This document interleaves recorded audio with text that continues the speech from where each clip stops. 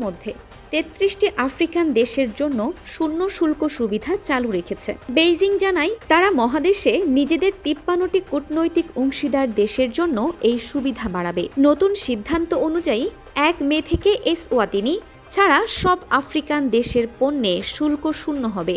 Eswatini তাইওয়ানের সঙ্গে কূটনৈতিক সম্পর্ক বজায় রেখেছে। চীন বর্তমানে আফ্রিকার সবচেয়ে বড় বাণিজ্য অংশীদার।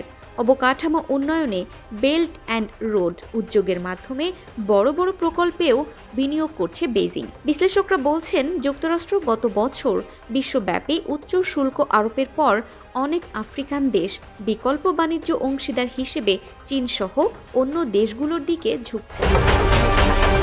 এদিকে ইতালির প্রধানমন্ত্রী জর্জিয়া মেলোনি আফ্রিকার ঋণ সংকট নিয়ে নতুন প্রস্তাব দিয়েছেন। তিনি বলেন, কোনো দেশ চরম জলবায়ু দুর্যোগে আক্রান্ত হলে তাদের ঋণ পরিশোধ সাময়িকভাবে স্থগিত করার সুযোগ দেওয়া হবে। আদ্দিস আবাবায় ইতালি আফ্রিকা বৈঠক শেষে মেলোনি জানান, যৌথ উন্নয়ন প্রকল্পের জন্য ঋণ রূপান্তর উদ্যোগও নেওয়া হয়েছে।